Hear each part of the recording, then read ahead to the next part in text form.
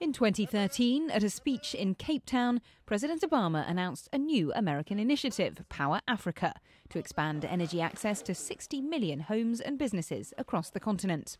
The plan was to involve private sector US partner businesses as well as government agencies.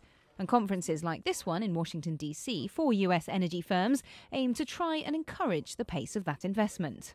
I think the interest in US investors is slow, and that's part of the reason why we're here. Anybody that knows Africa knows that President Obama announcing an initiative is not going to turn the lights on overnight.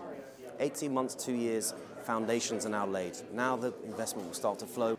The conference here in Washington, D.C. comes at a time of huge uncertainty in the worldwide fossil fuels market and as the cost of solar technology is plummeting. That means solar can start to compete with conventional energy sources, especially in countries with plenty of sunshine. And here's one US firm setting up in a country where that resource is abundant, South Africa. Solar Reserve's 3 projects there are helping power more than 200,000 homes at peak demand periods. The firm, based in California, is also planning another new site near Kimberley, using mirrors to concentrate the sun's rays and store heat for electricity generation for another 200,000 homes.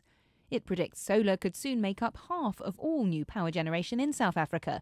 That's more than the government's goal of 42% by 2030. The company says solar is the future for powering the continent, and South Africa is at the forefront. South Africa has really put together a world-class program. What I would say is probably the best in the world, even better than some of the stuff that we're doing in the U.S. or better than all the stuff we're doing in the U.S. We think the South African model is a good model for others to try and utilize, and it's managed to get past that kind of some of the bureaucracy and the red tape and resulting really in South Africa, close to $10 billion of international investment in the country.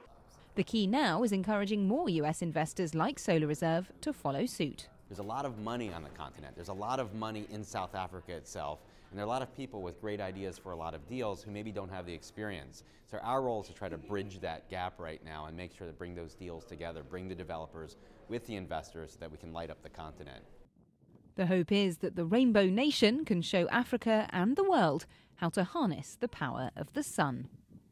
Lorna Shaddick, Washington.